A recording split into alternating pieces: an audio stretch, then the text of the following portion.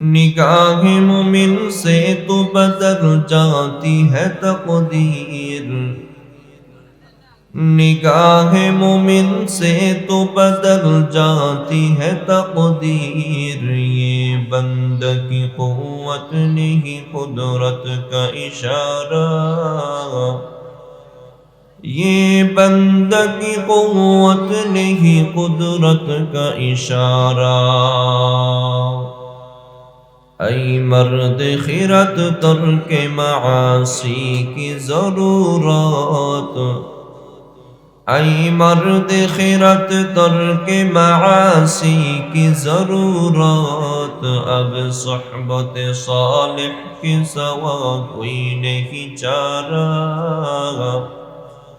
अब सोहबत सालिह के सवा कोई नहीं चारा। मरदूद है पीछे हमें खबर नहीं लेकिन।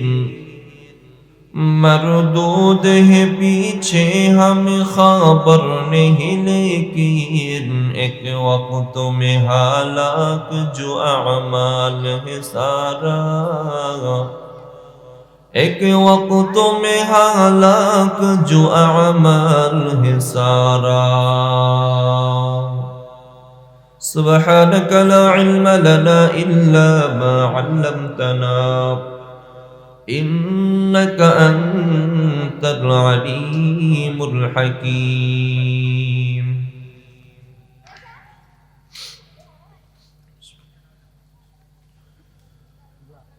उत्तर केतुंदी साउतुल कुरान नुरानी हाफिजिया मद्रासा ও यतीमखाना কবরস্থান ও জামে মসজিদের উদ্যোগে 18তম বার্ষিক ওয়াজ ও দোয়ার মাহফিল।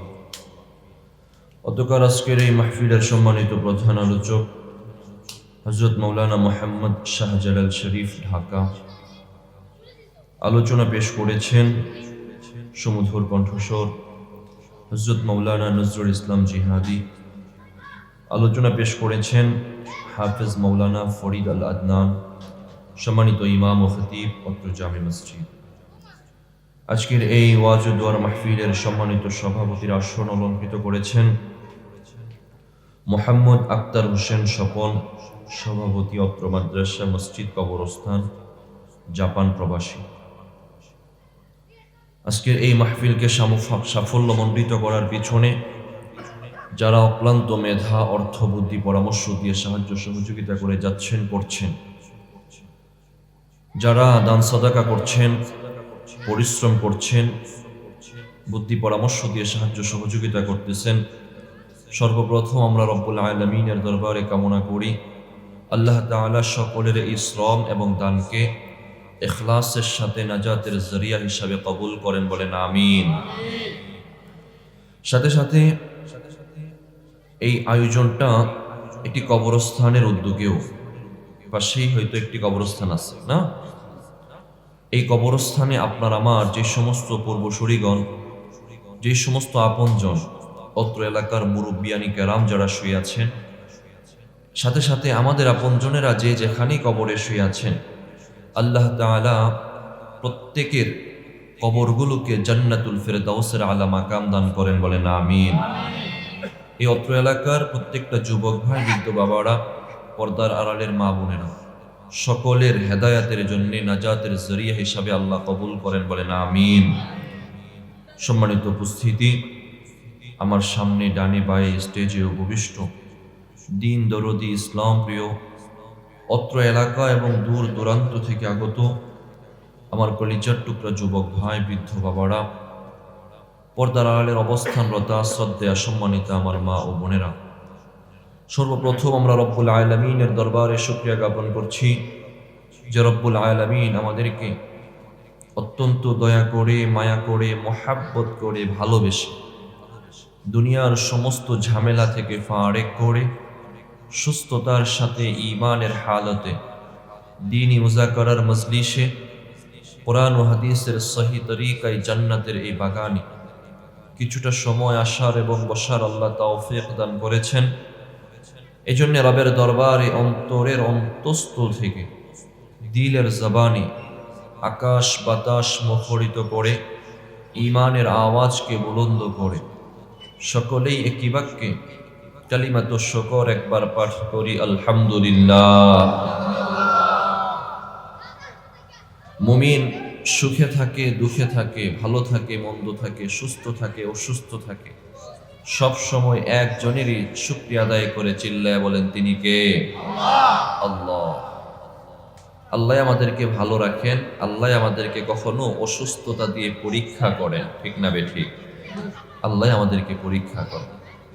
আল্লাহর যে সমস্ত নিয়ামত রাজির মাঝে আমরা ডুবে আছি, আল্লাহ আমাদের উপর যে সমস্ত নিয়ামত সদা জারি রেখেছেন, আমরা যদি এই সমস্ত নিয়ামতের শুকরিয়া আদায় করি গণনা করে শেষ করতে পারবো? আল্লাহ বলেন وَإِن تَعُدُّوا نِعْمَةَ اللَّهِ لَا تُحْصُوهَا। আমি আল্লাহ তোমারে যে সমস্ত নিয়ামত দিয়েছি এগুলো যদি গণনা করো শেষ করতে পারবে না। তারপরেও আল্লাহ তাআলা নিয়ামত দিয়েই রাখছেন, কোনোদিন বন্ধ করছেন? বন্ধ করেন নাই। এই যে একটা শ্বাস চলতেই আছে, প্রতি মুহূর্তে চলতেছে না? কোনোদিন বিল দেয়া লাগছে আল্লাহকে? কখনোই বিল দেয়া লাগে নাই। যদি 1 ঘন্টার জন্য হাসপাতালে অক্সিজেন নিতে হয় তাহলে কত হাজার টাকা উঠে? হ্যাঁ, কত হাজার টাকা উঠে যায়। কিন্তু জন্মের পর থেকে নিয়ে অদ্যাবধি পর্যন্ত আল্লাহ তাআলা এই শ্বাসটাকে চালু রেখেছেন, 1 মুহূর্তের জন্যও বন্ধ করেন নাই। হ্যাঁ, আমরা কি শুকরিয়া আদায় করতে পারি? পরিপূর্ণ শুকরিয়া আদায় করতে পারি না। তারপরও আল্লাহ বলেন লা ইন শাকারতুম, শুধু বলো আলহামদুলিল্লাহ। কি বলো? আলহামদুলিল্লাহ। শুকরিয়া আদায় করো, তাহলে আমি আল্লাহ তোমার নিয়ামত আরো বাড়িয়ে দেব। শুকরিয়া আদায় করো, তাহলে আরো বাড়াইয়া দিব। বলেন নাই যে তুমি একটু বিল দাও তাহলে আরো দিব, টাকা দাও আরো দিব, বিল খরচ করো আরো দিব না। শুকরিয়া আদায় করো। আল্লাহ শুধু চান শুকরিয়া জ্ঞাপন করো। আল্লাহর শুকরিয়া যখন বান্দা জ্ঞাপন করে তখন আল্লাহ বান্দার নিয়ামত আরো বাড়াইয়া দেন। পক্ষান্তরে যদি আল্লাহ না করুক, বান্দার নাফরমানি করে, নিয়ামত পেয়ে নিয়ামতের শুকরিয়া না করে, তাহলে আল্লাহ ওই বান্দা থেকে নিয়ামত ছিনায়া নেন এবং তাকে জাহান্নামের আগুনের ভয়াবহ শাস্তির হুঁশিয়ারি দিয়ে দেন। এখন বলতে পারেন হুজুর, যদি শুকরিয়া আদায় না করলে আল্লাহ নিয়ামত ছিনায়াই নেন, আমি যে বিষয়ে কথা বলবো সেটা সামনে ভূমিকায় একটু কথা বলছি। বলতে পারেন হুজুর, যদি আল্লাহ নিয়ামত শুকরিয়া আদায় না করলে নিয়ামত ছিনায়াই নেন, কথা যদি এটাই হয়, তাহলে যেই সমস্ত কাফের বেঈমানেরা আছে তারা তো অনেক রাজা বাদশাদের মতো আছে, অনেক আছে না এরকম কাফের বেঈমান রাজার হালতে থাকতেছে, অনেক ধনী মানুষ, অনেক প্রাসাদ অট্টালিকায় থাকে, কোটি কোটি বিলিয়ন ডলারের মালিক আছে না নাই? তারা কি আল্লাহ শুকরিয়া জ্ঞাপন করে? তাহলে আল্লাহ তাদের নিয়ামত কেন ছিনিয়ে নেন না? প্রশ্ন হয় কি হয় না? হ্যাঁ, সাথে সাথে প্রশ্ন বিপরীত দিক থেকে এটাও যে আমাদের মুসলমানদের মধ্যেও তো অনেক মানুষ কষ্টে আছে, যাদের খাবারের মতো 3 বেলা খাবার নাই, শীতকালে পরার মতো অন্য বস্ত্র নাই, তাদেরও তো কেন আল্লাহ তাআলা তাদেরকে দেন না? এটা একটা হাদিসের আলোকেও বুঝবো। আল্লাহর হাবিব সাল্লাল্লাহু আলাইহি ওয়াসাল্লাম ফরমান, আদ-দুনিয়া সিজনুল মুমিন ওয়া জান্নাতুল কাফির।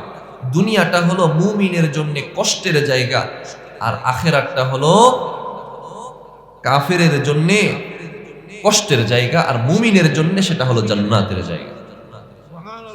দুনিয়াটা মুমিনের জন্য কিসের জায়গা? কষ্টের জায়গা। মুমিন এখানে কষ্ট করবে, যতই ভালোই থাকুক সে তারপরও যেন মুমিন কষ্টেই আছে। আর আখিরাতের যে জান্নাত আছে এটা মুমিনের জন্য চিরস্থায়ী সুখের ঠিকানা। বিপরীত দিকে যদি আবারও প্রশ্ন করেন হুজুর, তাহলে অনেক কাফেরও তো কষ্টে থাকে কি থাকে না? কাফের গরিব মানুষ, কিন্তু অনেক আল্লাহওয়ালা ধনী মানুষ আছে না নাই? যদি এই দিক থেকে আবার প্রশ্ন করা হয়, এই প্রশ্নটার উত্তর এটা যে ইবনে হাজার আসকালানী রাহিমাহুল্লাহকে এক কাফের, এক হিন্দু, এক বিধর্মী প্রশ্ন করেছিল যে রাসূল তো বলেছেন দুনিয়া মুমিনের জন্য কষ্ট, তো মুমিন এখানে কষ্ট করবে, না খেয়ে থাকবে, কষ্ট করে থাকবে, তো আপনি ইবনে হাজার আসকালানী, আপনাকে দেখতে দেখা যায় আপনি দামি গাড়িতে চড়েন, আপনি দামি গাড়িতে চড়েন, 3 বেলা ভালো ভালো খাবার খান, বিপরীতে আমি কাফের, আমি একবেলা খাইতেই পাই না। আল্লাহ রাসূলের কথা অনুযায়ী আপনি থাকবেন দুনিয়াতে কষ্টে, আমি থাকবো সুখে, অথচ আপনি আছেন সুখে, আমি আছি কষ্টে। উত্তর দেন। এটার উত্তর ইবনে হাজার আসকালানী রাহিমাহুল্লাহ জানাইছিলেন, দেখো আল্লাহ রাসূল যে কথাটা বলেছেন এটাই সত্য, তবে কথাটা হলো এরকম যে আল্লাহ তাআলা আমাকে যে মৃত্যুর পরে জান্নাত দিবেন, সেই জান্নাতের তুলনায় আমি বরং দুনিয়াতে কষ্টেই আছি, আর তোমাকে যে আল্লাহ তাআলা মৃত্যুর পরে জাহান্নাম দিবেন, জাহান্নামে এত পরিমাণ কষ্ট, কষ্টের তুলনায় তুমি দুনিয়াতে বরং সুখেই আছো। কথা বুঝে আসছে? হ্যাঁ, মুমিন যত সুখে থাকুক দুনিয়াতে, জান্নাতের তুলনায় দুনিয়া কষ্টই জানে। জান্নাতে আল্লাহ তাআলা এমন সুখ রেখে দিয়েছে। আর কাফের বেঈমান সে যত কষ্টই দুনিয়াতে করুক, এই কষ্ট তার আসল কষ্ট না, আসল কষ্টটা জাহান্নামের কষ্ট। আর এটাই যেন তার জান্নাতের ঠিকানা, এটাই যেন তার প্রকৃত সুখ। মৃত্যুর পরে আর তার কিছুই থাকবে না, বাকি থাকবে না। আমার ভাই, ভূমিকায় আর কথা লম্বা না করে আমি আমার মূল আলোচনায় প্রবেশ করব। আমি আজকে আপনাদের সামনে যে বিষয়ে কথা বলবো, সকলেরই আশা করি ভালো লাগবে ইনশাআল্লাহ। সেই কথাটি হলো ইনশাআল্লাহ, আমার আগে যিনি কথা বলেছিলেন তিনি এবং আমরা সকলেই জানি, এখন যেই মাসটা চলতেছে রজব, রজবের 27 তারিখ আল্লাহর হাবিব সাল্লাল্লাহু আলাইহি ওয়াসাল্লামের মেরাজ হয়েছিল, ঠিক না ঠিক? মেরাজ থেকে আল্লাহ তাআলা তার হাবিবকে কয়েকটা জিনিস দিয়েছিলেন। এর মধ্যে একটা ছিল নামাজ। ছিল কি ছিল না? নামাজ। এই নামাজকে নিয়ে যদি কথা বলতেই থাকি, অনেকগুলো পয়েন্টে কথা হতে পারে। নামাজের ফজিলত কত বেশি, শুধুমাত্র ফরজ নামাজের ফজিলত কত বেশি, ফজরের সুন্নতের ফজিলত আল্লাহর কাছে কত বেশি, বিশেষ করে জুমার নামাজের ফজিলত কত বেশি, সুন্নতের ফজিলত কত বেশি, নফলের ফজিলত কত বেশি, ওয়াজিবের ফজিলত কত বেশি। ফজিলত নিয়ে যদি কথা বলতেই থাকি, সারাটা জীবন শেষ হয়ে যাবে, কথা বলা শেষ হবে না। তবে এমন একটা বিষয়ে কথা বলতে হবে, যেই বিষয়ে কথা বললে আমি আপনি সবাই, যুবক থেকে বৃদ্ধ, নারী থেকে পুরুষ, সবাই এই নামাজের প্রতি মনোনিবেশ হয়, সবাই নামাজের প্রতি আগ্রহী হয়। ওই বিষয়টা হলো, নামাজ না পড়লে আমাদের জন্য কি শাস্তি আছে। নামাজ পড়লে সওয়াব, না পড়লে শাস্তি নাই? না পড়লে শাস্তি আছে না নাই? আজকে এই বিষয়ে 3টি পয়েন্টে আলোচনা হবে ইনশাআল্লাহ। নামাজ না পড়লে কি ক্ষতি, এই ব্যাপারে 3টা বিষয়ে 3টা পয়েন্টে আলোচনা হবে। প্রথম পয়েন্ট, কোরআন থেকে জানবো নামাজ না পড়লে কি ক্ষতি। 2 নাম্বার পয়েন্ট, হাদিস থেকে জানবো নামাজ না পড়লে কি ক্ষতি। 3 নাম্বার পয়েন্ট, হাদিস থেকে আবারও জানবো নামাজ না পড়লে দুনিয়া, মৃত্যু, আখিরাত, সারাটা জীবনে আমার কি কি ক্ষতি বয়ে আসবে। 1 নাম্বার পয়েন্ট, কোরআন থেকে জানবো নামাজ না পড়ার ক্ষতিগুলো কি কি। আমার ভাইয়েরা, যারা নামাজ ছুটে যায়, নামাজ পড়ি না, তারা একটু দিলের কান দিয়ে মনোযোগ দিয়ে শুনবো। নামাজ যে ছেড়ে দিচ্ছি, আমার ভাই, আল্লাহ তাআলা আমার জন্য কি রাখছেন, আমার কি অবস্থাটা হবে তখন। 1 নম্বর পয়েন্ট, কোরআন থেকে 5টি পয়েন্টে জানবো, 5টি আয়াত জানবো। 1 নম্বর, কোরআনুল কারীমের 16 নম্বর পারার 8 নম্বর পৃষ্ঠা, কোরআনুল কারীমের 19 নম্বর সূরা, সূরাতু মারইয়াম এর 59 নম্বর আয়াতে আল্লাহ বলেন, আউযু বিল্লাহি মিনাশ শাইতানির রাজীম, বিসমিল্লাহির রহমানির রহিম, فخلف من بعدهم خلف أضاعوا الصلاة واتبعوا الشهوات فسوف يلقون غيا। মুহতারাম হাজিরিন, আমার ভাই, আল্লাহ পাক রব্বুল আলামিন কোরআনুল কারীমের 19 নম্বর সূরা, সূরাতু মারইয়াম এর 59 নম্বর আয়াতে বলেন, ফাখলাফা মিন বাদিহিম খালফুন, দুনিয়াতে এমন কিছু মানুষ নেককারদের পরে স্থলাভিষিক্ত হবে, আদাউস সালাহ, যারা নামাজ নষ্ট করে দিবে, যারা নামাজকে নষ্ট করে ফেলবে। মুফাসসিরিনে কেরামগণ লিখেন, নামাজ নষ্ট করার 2টা অর্থ। একটা হলো নামাজ কখনোই পড়ে না, আর একটা হলো কখনো পড়ে কখনো ছেড়ে দেয়, মাঝে মাঝে পড়ে।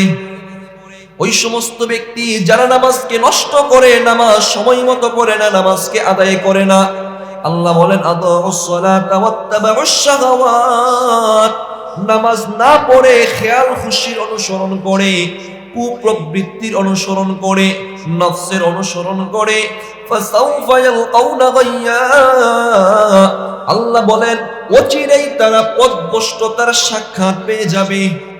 গায়্যা, গায়্যা বলা হয় ওই জাহান্নাম।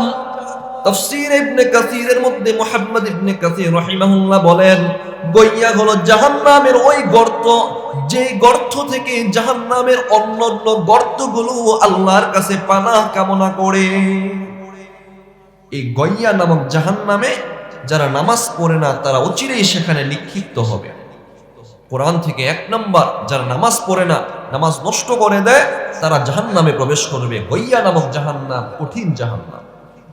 2 নাম্বার, কোরআন থেকে নামাজের মধ্যে রুকু আছে না নাই? রুকু আছে। আজকে আমি স্বাভাবিক শরীর রুকু করতে পারি, কোমর ভেঙে রুকু করতে পারি। কিয়ামতের দিন আল্লাহ বলবেন আমার বান্দারা আমারে রুকু করো। যারা দুনিয়াতে নামাজ পড়ে নাই, আল্লাহকে রুকু করে নাই, কিয়ামতের দিন তারা আল্লাহকে রুকু করতে পারবে না।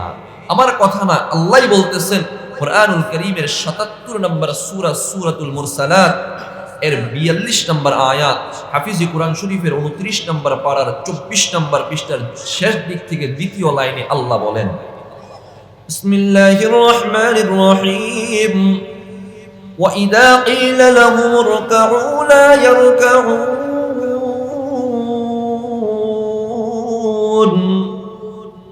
আল্লাহ বলেন وَإِذَا قِيلَ لَهُمُ ارْكَعُوا, কিয়ামতের ওই বিভীষিকাময় ময়দানে মানুষদেরকে আল্লাহ বলবেন আমি আল্লাহকে সিজদা করো। লা ইয়ারকাউন, যারা দুনিয়াতে আল্লাহকে সিজদা করে নাই তারা কিয়ামতের দিনও আল্লাহকে সিজদা করতে পারবে না। আল্লাহ বলতেছেন সিজদা করো। যারা দুনিয়াতে আল্লাহকে সিজদা করে নাই তারা আখিরাতেও কিয়ামতের ময়দানেও আল্লাহকে সিজদা করতে পারবে না। এই গেল 2 নাম্বার।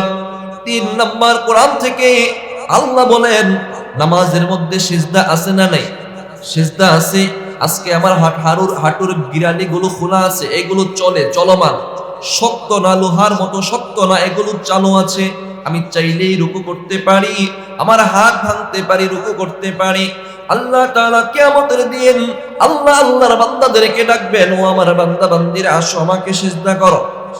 রব্বুল আলামিন সেই কথাটা জানাচ্ছেন কুরআনুল কারীমের ৬৮ নম্বর সূরা সূরাতুল কলাম এর ৪২ নম্বর আয়াত, হাফিজি কোরআন শরীফের ২৯ নম্বর পারার ৫ নম্বর পৃষ্ঠার মধ্যে আল্লাহ বলেন ইয়াউমা ইউকশাফু আন সাকিন ওয়া ইউদআউনা ইলা সুজুদি ফালা ইস্তাতিউন। আল্লাহ বলেন ইয়াউমা ইউকশাফু আন সাক, কিয়ামতের দিন আল্লাহ মানুষের পায়ের গোড়ালিগুলো খুলে দিবেন। এর অর্থ হলো আজকে আমি আপনি হাঁটতে পারি, কারণ হলো আমার পায়ের গিরালিগুলো খোলা আছে, চলমান আছে। যদি শক্ত হয়ে যেত হাঁটতে পারতাম না। আল্লাহ কিয়ামতের দিন মানুষের এই পায়ের গোড়ালিগুলো সচল করে দিবেন, চলমান থাকবে। তারপর মানুষদেরকে ডাকবেন ওয়ায়ুদাউনা ইলা সুজুদ, ও আমার বান্দা বান্দিরা আসো আমি আল্লাহকে সিজদা করো। ফালা ইস্তাতিউন, যারা দুনিয়াতে আল্লাহকে সিজদা করে নাই তারা কিয়ামতের দিনও আল্লাহকে সিজদা করতে পারবে না। যারা দুনিয়াতে আল্লাহকে সিজদা করে নাই কিয়ামতের দিনও আল্লাহকে সিজদা করতে পারবে না। ভাই কথাটা কি নরম না কঠিন? কঠিন কথা যে আল্লাহ তখন বলবেন ওই দিনের একক ছোট্ট মালিক আল্লাহ, কারো কোনো কথা চলবে না ওই দিন। আল্লাহ বলবেন সিজদা করো। যারা দুনিয়াতে আল্লাহকে সিজদা করতেছে না তারা কিয়ামতের দিনও আল্লাহকে সিজদা করতে পারবে না।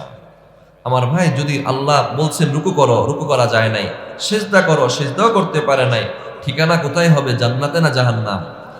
পয়েন্ট নাম্বার 4, এই যে ঠিকানা জাহান্নাম, তারা যখন জাহান্নামে যাবে বেনামাজিরা, জাহান্নামে যাওয়ার পর জাহান্নামীদেরকে বলা হবে কোন কারণে আজকে জাহান্নামে আসলা, কে তোমাকে জাহান্নামে নিয়ে আসলো?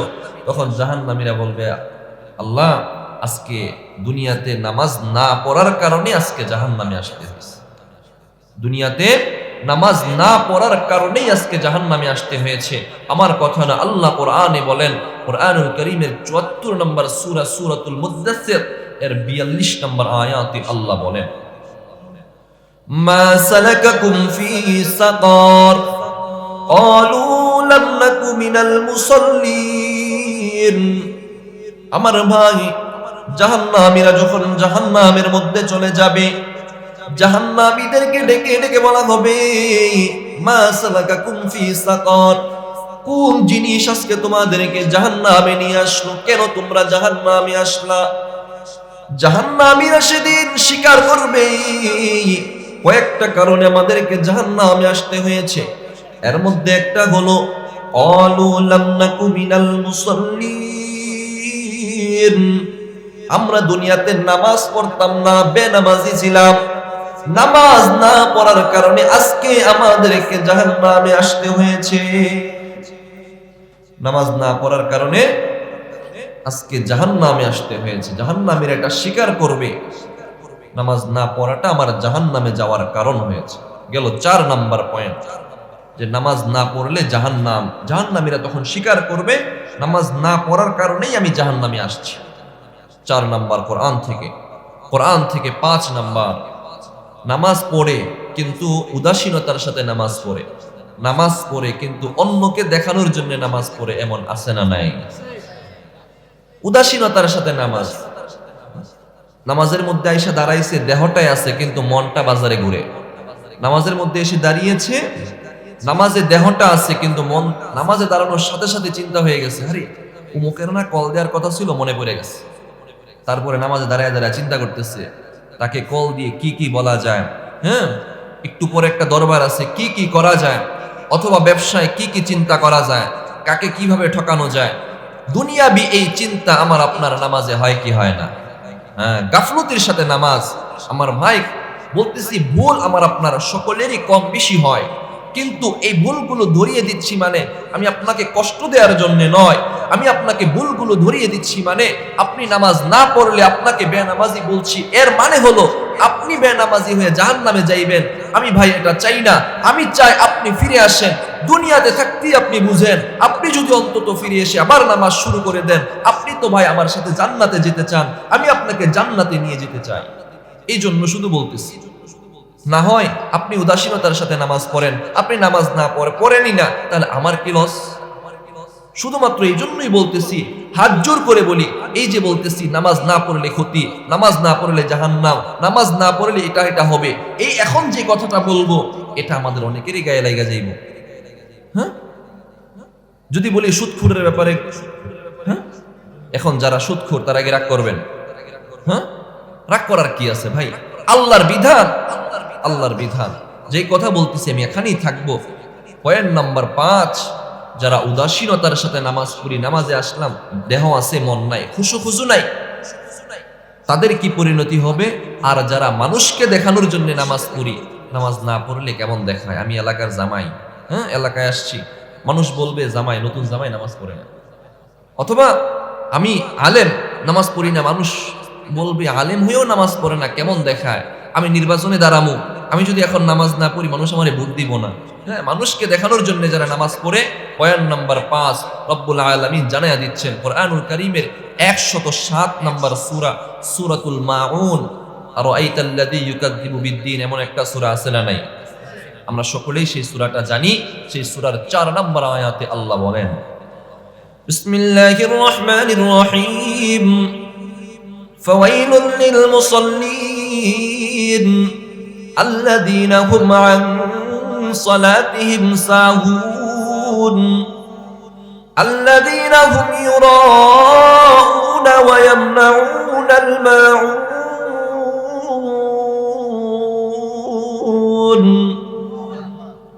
আল্লাহ বলেন, ফাওয়াইলুল লিল মুসাল্লিন, ধ্বংস ওই সমস্ত নামাজীদের জন্য। আমার ভাই, প্রথম 4টা পয়েন্টে জেনেছিলাম যারা নামাজ পড়ে না তাদের জন্য ধ্বংস। এই পয়েন্টে 5 নাম্বার পয়েন্টে আল্লাহ জানাইয়া দিচ্ছেন, কুরআনুল কারীমে 107 নাম্বার সূরা, সূরাতুল মাউনের মধ্যে আল্লাহ বলেন, ফাওয়াইলুল লিল মুসাল্লিন, ধ্বংস ওই সমস্ত নামাজীদের জন্য। ওই সমস্ত নামাজি যারা আল্লাযীনা হুম আন সালাতিহিম সাহুন, যারা উদাসীনতার সাথে নামাজ পড়ে, যারা উদাসীনতার সাথে নামাজ পড়ে, মনোযোগ দিয়ে নামাজ পড়ে না, খুশু খুজুর সাথে নামাজ পড়ে না, নামাজের মধ্যে দেহটা আছে মনটা নাই, এমন ভাবে নামাজ পড়ে, নামাজের মধ্যে দাঁড়িয়ে দুনিয়াবি চিন্তা করে, উদাসীনতার সাথে নামাজ পড়ে। 2 নাম্বার, আল্লাযীনা হুম ইউরাউন, যারা লোক দেখানোর জন্য নামাজ পড়ে, অন্যকে দেখানোর জন্য নামাজ পড়ে। আমি নামাজ না পড়লে মানুষ কি বলবে, অন্যকে দেখানোর জন্য যারা নামাজ পড়ে অথবা উদাসীনতার সাথে নামাজ পড়ে, আল্লাহ বলেন ওই সমস্ত নামাজীদের জন্য ধ্বংস, তারাও ধ্বংস, যারা লোক দেখানোর জন্য আর উদাসীনতার সাথে নামাজ পড়ে। আমরা যেন খুশু খুজুর সাথে দেহ মন দুইটাই নামাজে দিয়ে খুশু খুজুর সাথে ইতমিনান সে সুকুনের সাথে নামাজ পড়তে পারি। আল্লাহ তৌফিক দান করেন, বলেন আমিন। আমার ভাই, রাসূলের নামাজের অবস্থা কেমন ছিল, সাহাবায়ে কেরামের নামাজের অবস্থা কেমন ছিল? আল্লাহর হাবিব সাল্লাল্লাহু আলাইহি ওয়াসাল্লাম নামাজের মধ্যে দাঁড়াইতেন। আম্মা জান আয়েশা সিদ্দিকা রাদিয়াল্লাহু তাআলা আনহা বলেন, রাসূল নামাজের মধ্যে আছেন, কখনো রুকু দিতে দিতে সারা রাত রুকুর মধ্যে কেটে যেত, কখনো সিজদা দিতে দিতে সারা রাত সিজদার মধ্যে কেটে যেত। রুকু এমন ভাবে দিতেন, পিঠ মাথা কোমর তিনটা বরাবর হয়ে যেত, যেন পিঠের উপরে একটা গ্লাস রাখা যাবে, কোনো নড়াচড়া হবে না। এমন সুকুনের সাথে রুকু করতেন, সুকুনের সাথে ইতমিনান সে সিজদা করতেন। আর আমার আপনার অবস্থাটা কি? রুকুতে গেলাম, সাথে সাথে মাথাটা উঠাইলাম, আবার দৌড় দিয়ে সিজদায় চলে গেলাম। আমার ভাই, নামাজের মধ্যে খুশু খুশু দেহ মন দুইটা লাগিয়ে নামাজ পড়তে হবে। আল্লাহর নবীর সাহাবী খলিফাতুল মুসলিমিন সাইয়্যিদুনা আলী রাদিয়াল্লাহু তাআলা আনহুর নামাজের অবস্থাটা কেমন ছিল? আলী রাদিয়াল্লাহু আনহুর নামাজের অবস্থাটা কেমন ছিল? তাবুকের যুদ্ধের সময় আলী রাদিয়াল্লাহু আনহুর পায়ের মধ্যে একটা বর্ষা বিদ্ধ হয়েছিল, একটা বর্ষা পায়ে ঢুকে গিয়েছিল। এই বর্ষাটা বের করার জন্য তখন তো উন্নত মানের কোনো চিকিৎসা ছিল না, টান দিয়ে বের করে ফেলতে হতো। এখন বর্তমান সময়ের মতো সার্জারি অপারেশন অটি কিছুই ছিল না। ওই সময়কার চিকিৎসা, বের করতে হবে বর্ষাটা, টান দিয়ে বের করতে হবে। কিন্তু বর্ষাটা এমন ভাবে বিদ্ধ হয়েছে, বর্ষাটা বের করতে গেলে আলী রাদিয়াল্লাহু আনহু ব্যথায় অচেতন কাতর হয়ে যান, ব্যথায় কাতর হয়ে অচেতন হয়ে যান, এটা বের করা যায় না। এখন কি করা যায়? অবস্থাটা নবী আরবি সাল্লাল্লাহু আলাইহি ওয়াসাল্লামের কাছে পেশ করা হলো। আল্লাহর হাবিব সাল্লাল্লাহু আলাইহি ওয়াসাল্লাম বললেন, ঠিক আছে, আলীর ব্যাপার তো ঠিক আছে, আমি জানি, সলিউশন সমাধান আমার জানা আছে, ঠিক আছে, চুপ থাকো তোমরা। এবার আল্লাহর হাবিব সাল্লাল্লাহু আলাইহি ওয়াসাল্লাম মুয়াজ্জিনকে বললেন, তুমি আযান দাও। তারপর যখন নামাজে দাঁড়িয়ে যাওয়া হবে, যখন সবাই নামাজে দাঁড়াইবে, তখন পিছন দিক থেকে আলীর বর্ষাটা টান দিয়ে বের করে ফেলবা। আল্লাহর নবীর কথা অনুযায়ী সবাই নামাজের মধ্যে দাঁড়িয়ে গেল। নামাজে যখন দাঁড়িয়ে গেল, পিছন দিক থেকে একজন টান দিয়ে বর্ষাটা বের করে ফেললো। অন্য সময় যখন বর্ষা বের করতে গেলে আলী রাদিয়াল্লাহু আনহু ব্যথায় কাতর হয়ে যান, অচেতন হয়ে যান। এখন নামাজের মধ্যে কান দিয়ে বের করেছে, আলী রাদিয়াল্লাহু আনহু এক মুহূর্তের জন্য টেরও পান নাই। নামাজের মধ্যে কতটুকু মনোযোগী ছিলেন, হ্যাঁ, তাদের নামাজের কি ধরন ছিল। আমরা যেন নামাজে পূর্ণ মনোযোগী হয়ে খুশু খুজুর সাথে নামাজ পড়তে পারি। আল্লাহ তৌফিক দান করেন, বলেন আমিন। আমাদের অবস্থা তো ভিন্ন। আমাদের সামনে দিয়ে যদি কোনো একটা মশাও যায়, ধরে পারলে মারি মশারে, হ্যাঁ, মশা আমাদের সামনে গেছে, আমরা নামাজে পূর্ণ মনোযোগী হব। আমার ভাই, বলছিলাম 3টা পয়েন্টে কথা বলবো। 1 নাম্বার, কোরআন থেকে যে নামাজ না পড়লে কি ক্ষতি। আরো অনেকগুলো কথা, 1 বার নয়, 2 বার নয়, 3 বার, 5 বার, 10, 20, 40, 50 বার নয়, সরাসরি 82 জায়গায় নামাজের কথা বলছে। গুরুত্ব কম না বেশি? গুরুত্ব কত বেশি, হ্যাঁ। ঈমানের পরে সবচেয়ে আহাম ইবাদতটার নামই হলো নামাজ। সবচেয়ে গুরুত্বপূর্ণ ইবাদতটার নামই হলো নামাজ। সময় যেহেতু সংক্ষিপ্ত, নির্ধারিত, এই জন্য 1 নাম্বার পয়েন্ট কোরআন থেকে জানলাম। এবার 2 নাম্বার পয়েন্ট হাদিস থেকে জানবো, নামাজ না পড়লে আমার কি ক্ষতি। 1 নাম্বার কঠিন একটা হাদিস শুনবো, সুনানে তিরমিজির 2126 নম্বর হাদিসের বর্ণনা। মুগীরা ইবনে শুআবা রাদিয়াল্লাহু তাআলা আনহু থেকে বর্ণিত, আল্লাহর হাবিব সাল্লাল্লাহু আলাইহি ওয়াসাল্লাম ফরমান, মুমিন এবং কাফেরের মাঝে চুক্তি হলো নামাজ। যে নামাজ পড়বে সে মুমিন, যে নামাজ পড়বে না সে কাফের। এটা চুক্তি, বুঝছেন? চুক্তি হলো নামাজ। নামাজ পড়তেছো তো মুমিন, নামাজ পড়তেছো না তো কাফের। মুগীরা ইবনে শুআবা রাদিয়াল্লাহু আনহু বর্ণনা করেন, قال النبي صلى الله عليه وسلم العهد الذي بيننا وبينه ترك الصلاة فمن تركها فقد كفر। ও আমার ভাই, যারা নামাজ ছেড়ে দেয়, জীবনেও এক ওয়াক্ত নামাজ ছেড়ে দিয়েছি, তারা দিলের কান দিয়ে মনোযোগ দিয়ে শুনবো। ও আমার যুবক ভাই, ও আমার বৃদ্ধ বাবারা, ও আমার পর্দার আড়ালের মা, যারা কখনো নামাজ ছেড়ে দিয়েছি, এই হাদিসটা আমাদের সবার জন্য। আল্লাহর হাবিব সাল্লাল্লাহু আলাইহি ওয়াসাল্লাম সহিহ হাদিসের মধ্যে ফরমান, আল আহদুল্লাযী বাইনানা ওয়া বাইনাহু তারাকুস সালাহ। মুমিন এবং কাফেরের মাঝে চুক্তি হলো নামাজ। ফামান তারাকাহা ফাকাদ কাফার। যে ব্যক্তি নামাজ ছেড়ে দিল সে কাফের হয়ে গেল। এবার উত্তর দিবেন, আমার আপনার জীবনে কত নামাজ ছুটে গেছে। যদি এই হাদিসের উপর আমল হয়, বাঁচার উপায় আসেনি? কোনো উপায় নাই। তাহলে এই হাদিসের শব্দ থেকে আমল করা যাবে না, এই হাদিস থেকে তাফসীর গ্রহণ করতে হবে। বিখ্যাত চারজন মুফাসসির, এক নম্বর মাযহাবের ইমাম আহমদ ইবনে হাম্বল রাহিমাহুল্লাহ। ইমাম আহমদ ইবনে হাম্বল রাহিমাহুল্লাহ বলেন, ফাইন্না তারিকাস সালাতি ফাকাদ কাফার ফায়ুকতালু মুরতাদ্দাতান। ইমাম আহমদ ইবনে হাম্বল রাহিমাহুল্লাহ বলেন, যেই ব্যক্তি নামাজ ছেড়ে দেয় সে কাফের হয়ে যায়, তাকে মুরতাদ হিসাবে হত্যা করা হবে। কারণ ঈমান থেকে যখন বেঈমান হয়ে গিয়েছে, কাফের হয়ে গিয়েছে, সে মুরতাদ হয়ে গিয়েছে, তাকে হত্যা করা হবে। ইমাম শাফিঈ রাহিমাহুল্লাহ, ইমাম মালিক রাহিমাহুল্লাহ, ওনারা দুইজন বলেন, ফাইন্না তারিকাস সালাতি ফালা ইউকফার ওয়ালাকিন ইউকতালু হাদ্দান। ইমাম শাফিঈ এবং ইমাম মালিক রাহিমাহুল্লাহ, ওনারা দুইজন বলেন, নামাজ ছেড়ে দিলে কাফের হবে না, তবে তাকে হদ হিসাবে হত্যা করা হবে। বাকি রইল ইমামে আযম আবু হানিফা রাহিমাহুল্লাহ। ইমামে আযম আবু হানিফা রাহিমাহুল্লাহ বলেন, ফাইন্না তারিকাস সালাতি ফালা ইউকফারু ওয়ালা ইউকতালু ওয়ালাকিন ইউহবাসু হাত্তা ইউদাব্বার। ইমামে আযম আবু হানিফা রাহিমাহুল্লাহ বলেন, যারা নামাজ ছেড়ে দেয় তারা কাফের হয় না, তাদেরকে হত্যাও করা হবে না, ওয়ালাকিন ইউহবাস, তবে তাদেরকে বন্দী করে রাখা হবে, নামাজের তালিম দেয়া হবে। যতদিন পর্যন্ত না তারা নামাজে অভ্যস্ত না হয়, ততদিন বন্দী করে রাখা হবে। সুন্দর না শেষটা? ইমামে আযম, ইনি হলেন ইমামে আযম আবু হানিফা রাহিমাহুল্লাহ।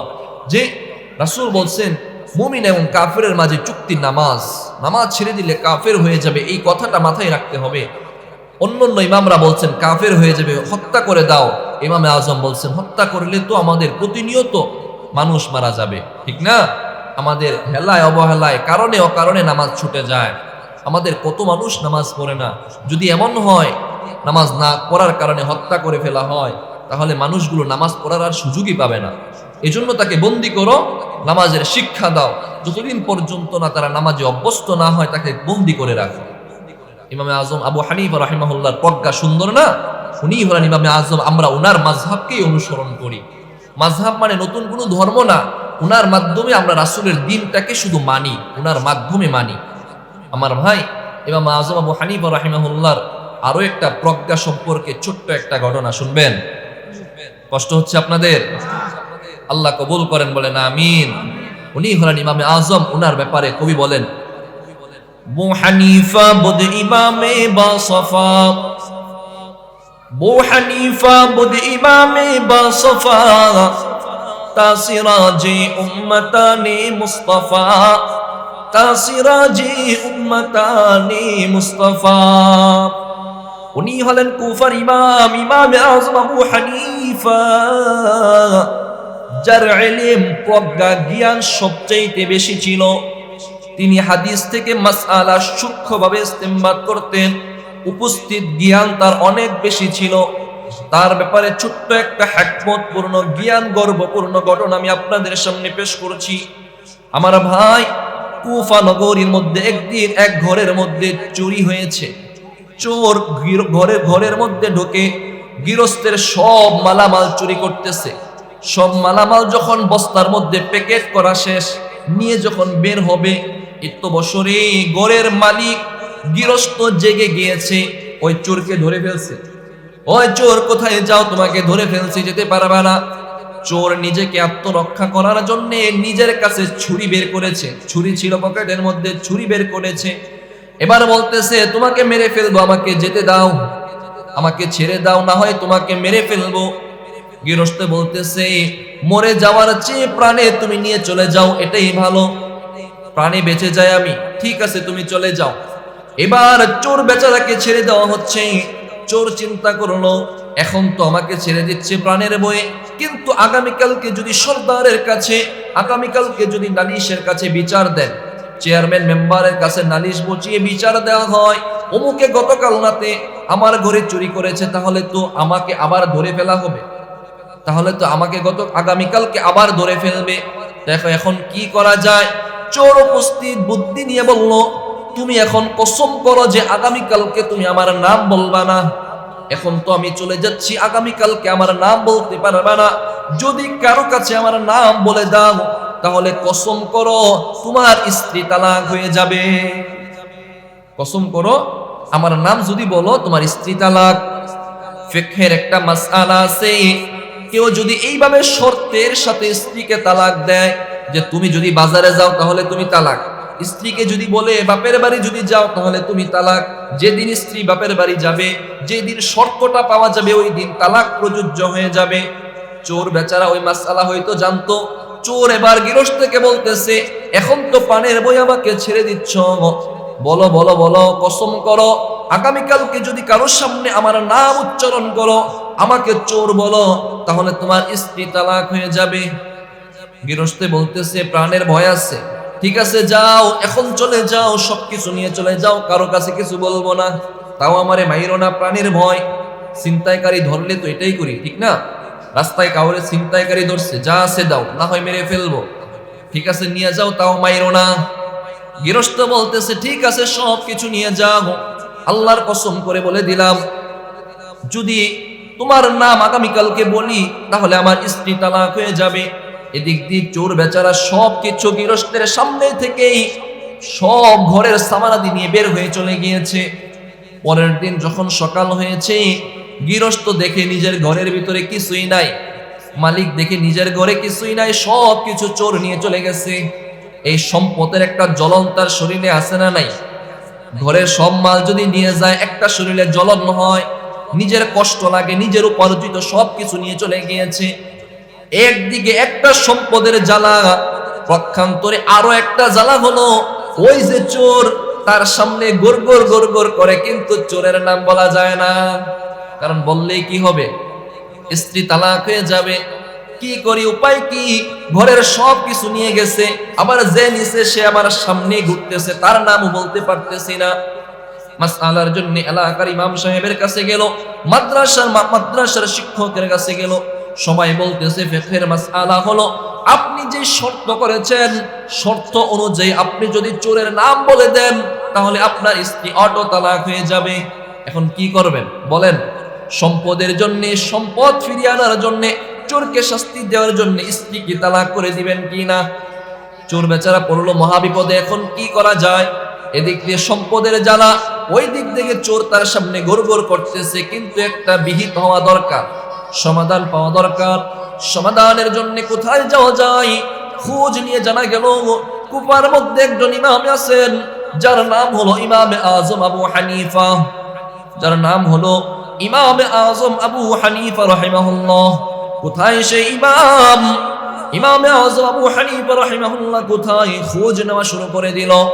ইমামে আজমের দরবারে আসলেন, সব অবস্থা ইমামে আজমের কাছে পেশ করে বললেন, এই এই অবস্থা, এই এই পদ্ধতি, এখন আমাকে বলেন কিভাবে আমি চোরের নাম বলতে পারি, আমার স্ত্রীও তালাক হবে না? ইমামে আজম বলছেন, বেটা ব্যাপার কি শুধু এতটুকুই? হ্যাঁ ব্যাপার এতটুকুই, চিন্তার কোনো কারণ নাই, পেরেশানির কোনো কারণ নাই, তোমার সমস্যার সমাধান আমার কাছে আছে, তোমার সমস্যার সমাধান আমার কাছে আছে। কিভাবে সমস্যার সমাধান করবেন? আমি সমস্যার সমাধান করব, একটু ধৈর্য ধরো। আজকে তো রবিবার, আজকে তো বৃহস্পতিবার, আগামীকালকে শুক্রবার। শুক্রবারে যখন সব মানুষ মসজিদের মধ্যে যাবে, দেখবেন সারা সপ্তাহ নামাজ পড়ে না, কিন্তু শুক্রবারে মসজিদে যায়, আছে না নাই? সব মানুষ মসজিদে যাবে, ওই চোর বেচারা ও মসজিদে যাবে কে যাবে না? যেহেতু সে মুসলমান মসজিদে যাবে।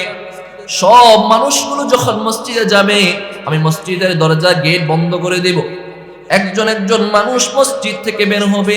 যেই মানুষটা চোর না, তুমি বলবা সে চোর না। দ্বিতীয় যে বের হবে সেও চোর না। এইভাবে একজন একজন করে বের হতে থাকবে। যে চোর না তাকে বলবা চোর না, যে চোর ওই জায়গায় তুমি চুপ করে দাঁড়ায় থাকবা, আমরা বুঝে নিব সেই ব্যক্তিটাই চোর। নাম বলতে হয়েছে, চোর ধরা পড়ছে নি? চোর ধরা পড়ে গেছে। এটাই হলো ইমাম আযম আবু হানিফা রাহিমাহুল্লাহ। কারণ নাম বললে স্ত্রী তালাক, নাম না বললে তো আর কিছু সমস্যা নাই। যারা চোর না তাদেরকে বললাম চোর না, যেই ব্যক্তি চোর তারা তো আমি কিছুই কইনি, অন্য দিক থেকে ধরা পড়ে গেছে। উনি হলেন ইমাম আযম আবু হানিফা রাহিমাহুল্লাহ। আমার ভাই, নাস্তিকদের সাথে ডিবেট হতো।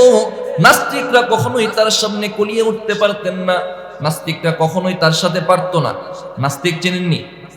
যারা আল্লাহ মানে না, যারা বলে যে আল্লাহ বলতে কিছুই নাই, নাস্তিক, আল্লাহ বিশ্বাস করে না, নাস্তিকদের সাথে তারা ডিবেট হতো।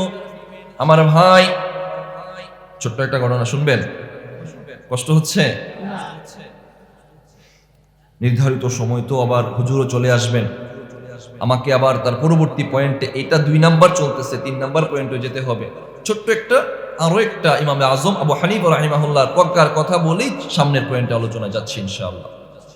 আমার ভাই, ইমাম আযম আবু হানিফা রাহিমাহুল্লাহর সাথে নাস্তিকদের ডিবেট হতো। নাস্তিকরা বলতো আল্লাহ নাই, সব মানুষদেরকে দ্বারা ঘাইল করে ফেলতো, পরাস্ত করতো এইভাবে যে আল্লাহ বলতে কিছুই নাই। আমরা বিশ্বাস করি আল্লাহ আছে না নাই? আমরা বিশ্বাস করি আল্লাহ আছেন। নাস্তিক বলতো আল্লাহ নাই। মানুষদের সাথে ডিবেট করলে মানুষদেরকে পরাস্ত করে দিত। ছোট ছোট আলেম, অনেক মানুষদেরকে, সাধারণ আলেম মৌলবীদেরকেও তারা পরাস্ত করে দিত। একদিন সবাই মিলে চিন্তা করলো, আমাদের কুফার ইমাম ইমামে আযম আবু হানিফার সাথে ডিবেট করো।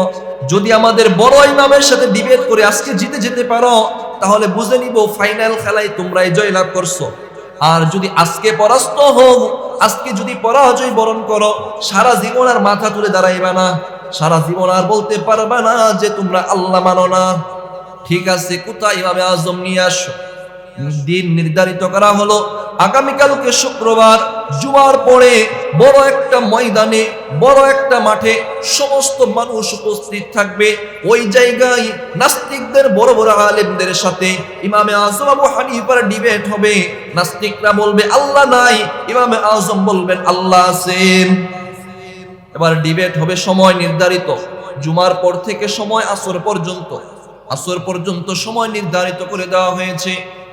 এই নির্ধারিত সময় যখন হবে, সব মানুষ নির্ধারিত সময়ের পূর্বে ডিবেট দেখার জন্য উপস্থিত হয়েছে, প্রতিযোগিতা দেখবে।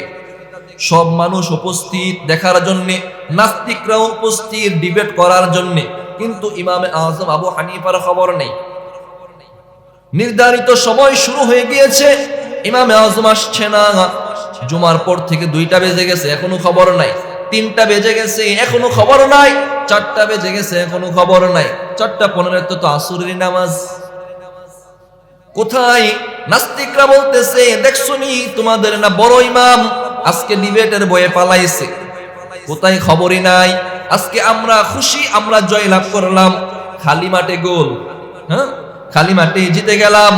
সবাই এই খুশি নিয়ে এবার আনন্দ ফুর্তি করতেছে। আসরের অল্প সময় বাকি আছে, 5 মিনিট ডিবেটের সময় বাকি আছে। এত বছরে ইমামে আযম আবু হানিফা রাহিমাহুল্লাহ এসে উপস্থিত হয়ে গেছেন।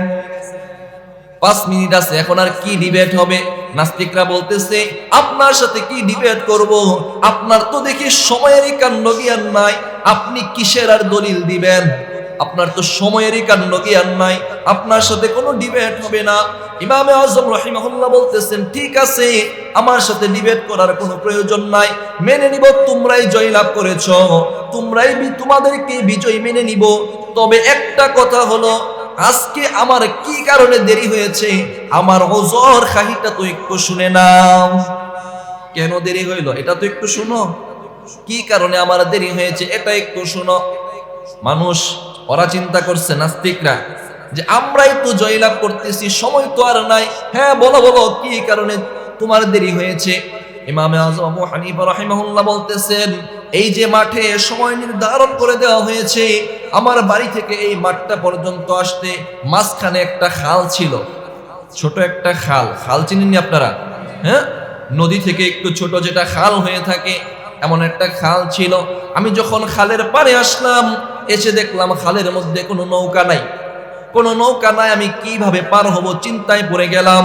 কিছুক্ষণ পরে দেখলাম একটা গাছ মিষ্টিবিহীন কেটে গিয়েছে, কাটা হয়ে গেছে, খুব সুন্দর, সমেলে যাওয়া ব্যতীত চির চির হয়ে কাঠ হয়ে গেছে। আবার সমেলে যাওয়া ছাড়া, মিষ্টি ছাড়া ওই কাঠগুলো একটা একটা জোড়া লেগে লেগে নৌকা হয়ে গেছে।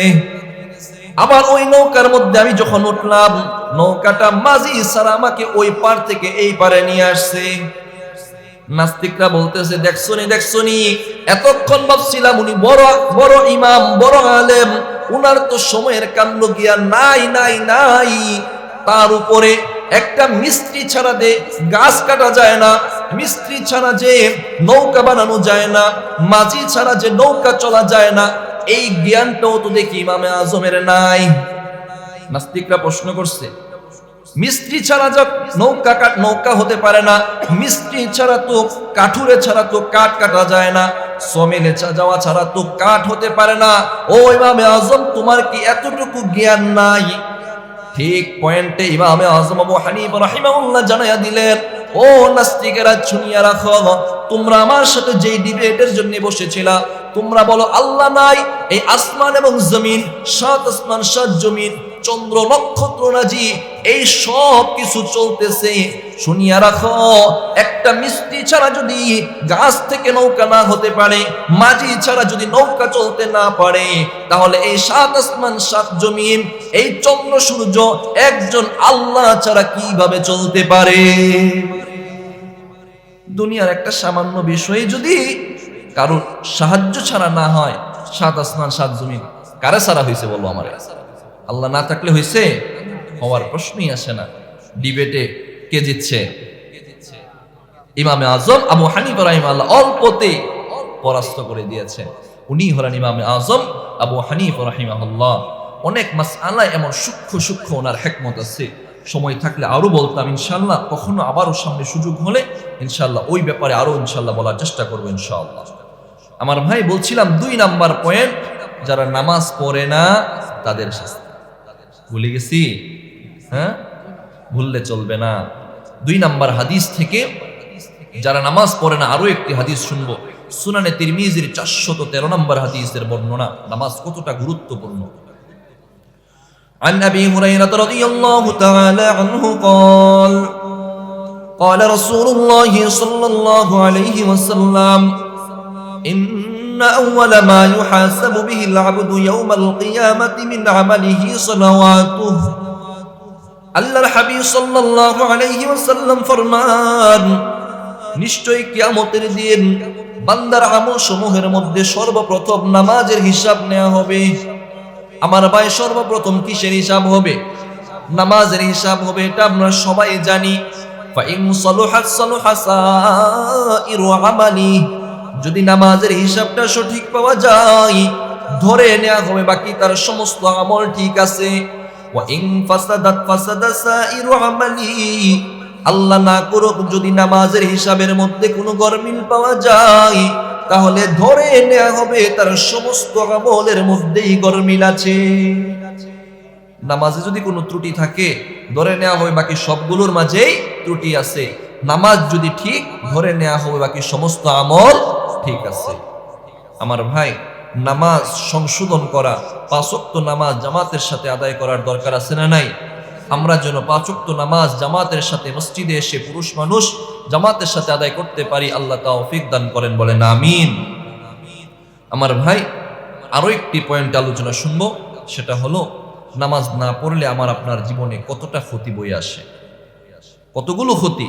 15টা ক্ষতি হয়। কয়টা? 15টা ক্ষতি। 6টা ক্ষতি দুনিয়ার জিন্দেগিতে, হায়াতে যতদিন আছেন নামাজ না পড়লে 6টা ক্ষতি হতেই থাকবে। 2 নাম্বার মৃত্যুর সময় 3টা ক্ষতি, 3 নাম্বার কবরের মধ্যে 3টা ক্ষতি, 4 নাম্বার কিয়ামতের ময়দানে 3টা ক্ষতি। প্রথমে দুনিয়াতে 6, মৃত্যুর সময় 3, 6 3 9, কবরে 3, 9 3 12, কিয়ামতের ময়দানে 3, 12 আর 3 15।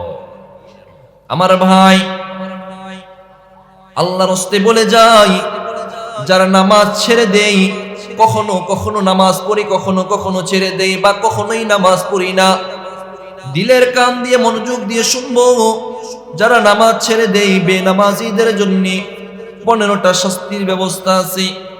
1 নাম্বার, দুনিয়ার জিন্দেগিতে 6টা শাস্তি। 1 নাম্বার হলো ইয়ামহাকুল্লাহুল বারাকাতা মিন উমরিহি। 1 নাম্বার রব্বুল আলামিন বেনামাজির জীবন থেকে বরকত উঠাইয়া দিবেন। বেনামাজির জীবনের মধ্যে কোনো বরকত থাকবে না, বেনামাজির আয় রুজির মধ্যে কোনো বরকত থাকবে না, বেনামাজির কামাইয়ের মধ্যে কোনো বরকত থাকবে না, সংসারাদির মধ্যে, স্ত্রী সংসারের মধ্যে কোনো বরকত থাকবে না। বেনামাজি লক্ষ টাকা ইনকাম করবে কিন্তু মাস শেষে কিস্তি ছাড়া চলবে না। কিন্তু একজন নামাজি ইমানদার নামাজি মানুষ, মসজিদের ইমাম, অল্প টাকা বেতন পায় কিন্তু মাস শেষে সুন্দর তার সংসার চলে যায়। বেনামাজির দুনিয়ার জিন্দেগির 1 নাম্বার শাস্তি হলো ইয়ামহাকুল্লাহুল বারাকাতা মিন উমরিহি। রব্বুল আলামিন বেনামাজির দুনিয়ার জিন্দেগির বরকত আল্লাহ উঠাইয়া দিবেন। 2 নাম্বার তাযহাবু আলামাতুস সালাতি মিন ওয়াজহিহি।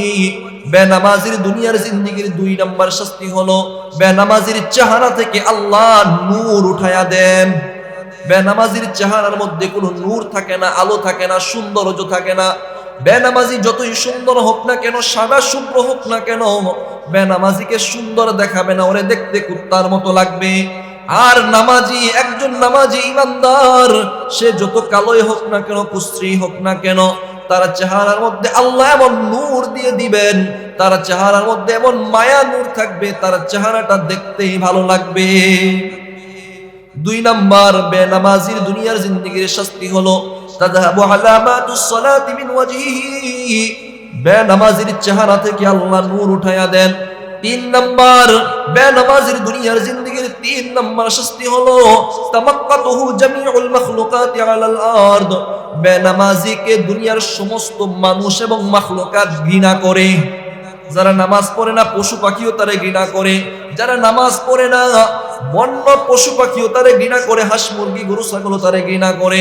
বেনামাজি ঘুষখোর, তারা মানুষ সামনে সালাম দেয়, পিছনে গিয়ে তারে ঘুষখোর কয়। বেনামাজি গাঁজাখোর, ইয়াবাখোর, তারে সামনে মানুষ ভয়ে সালাম দেয়, পিছনে গিয়ে তারে বকা দেয়, গাঁজাখোর কয়, বাবাখোর কয়। আল্লাহর হাবিব সাল্লাল্লাহু আলাইহি ওয়াসাল্লাম ফরমান তামাক্কাতুহু জামিউল মাখলুকাতি আলাল আরদ। বেনামাজির দুনিয়ার জিন্দেগির 3 নাম্বার শাস্তি হলো বেনামাজিকে সমস্ত মাখলুক ঘৃণা করতে থাকে। বেনামাজির দুনিয়ার জিন্দেগির 4 নাম্বার শাস্তি হলো লা ইউসিবুহুল্লাহু আলা আমালিহিস সালিহ। বেনামাজিকে আল্লাহ তাআলা তার অন্য কোন আমলের সওয়াব দিবেন না। মানে হলো ব্যাপারটা এমন, সে যত নামাজ পড়ে না, তার অন্য আমল করলে ওই আমলের সওয়াবগুলো ত্রুটিপূর্ণ হয়ে যাবে। কারণ ওই হাদিস নবী বলেছেন, যখন নামাজের হিসাবটা সর্বপ্রথম হবে, নামাজ ঠিক তো সব ঠিক, নামাজ ঠিক নাই তো যেন কোনোটাই ঠিক নাই। এখন যখন বেনামাজি নামাজ পড়ে না, নামাজ না পড়ার কারণে তার সমস্ত আমলগুলোই বরবাদ হয়ে গিয়েছে। 4 নাম্বার লা ইয়াদুল্লাহু দুআআহু। বেনামাজির কোনো দোয়া আল্লাহ কবুল করবেন না। 6 নাম্বার বেনামাজির দুনিয়ার জিন্দেগির 6 নাম্বার শাস্তি হলো লা ইয়াশতামিলুল্লাহু ফি দুআইল মুমিনিন। বেনামাজিকে আল্লাহ তাআলা কোনো মুমিনের দোয়ার মধ্যে শামিল করেন না। বেনামাজিদের জন্য যতই দোয়া করা হোক না কেন, বেনামাজির জন্য যদি মসজিদের ইমাম সাহেব, মাদ্রাসার আলেম ওয়া মুয়াজ্জিন সাহেবকে নিয়েও দোয়া করান, আল্লাহ বেনামাজির জন্য সেই দোয়া কবুল করবেন না। নামাজ পড়ো না মিয়া। বেনামাজির দুনিয়ার জিন্দেগিতে এই 6টা শাস্তি। 1 নাম্বার তার জীবন থেকে বরকত উঠে যাবে। 2 নাম্বার, চেহারা থেকে নূর উঠে যাবে। 3 নাম্বার, সমস্ত মাখলুক তারে ঘৃণা করতে থাকবে। 4 নাম্বার, অন্য কোন আমলের সওয়াব তাকে দেওয়া হবে না। 5 নাম্বার, তার কোনো দোয়া কবুল করা হবে না। 6 নাম্বার, কোন মুমিন ভালো মানুষের দোয়ার মধ্যে তাকে আল্লাহ শরীক করবেন না। আমার ভাই, এই দুনিয়ার জিন্দেগি শেষ না, দুনিয়ার পরে আরো একটা জিন্দেগি আছে। এই দুনিয়ার জিন্দেগি শেষ নয়, দুনিয়ার পরে যখন মৃত্যু আসবে, মৃত্যুর মাধ্যমে তো একটা জিন্দেগি শুরু হবে মাত্র। কবি বলেন, मौत को समझा है गाफिल इख्तितामे जिंदगी, मौत को समझा है गाफिल इख्तितामे जिंदगी, दर हकीकत मौत तेरे इब्तिदाए जिंदगी, दर हकीकत मौत तेरे इब्तिदाए जिंदगी। यहाँ हम सब मुसाफिर हैं, वही आखिर ठिकाना, यहाँ हम सब मुसाफिर हैं, वही आखिर ठिकाना। कोई आगे रवाना है, कोई पीछे रवाना, कोई आगे रवाना है, कोई पीछे रवाना।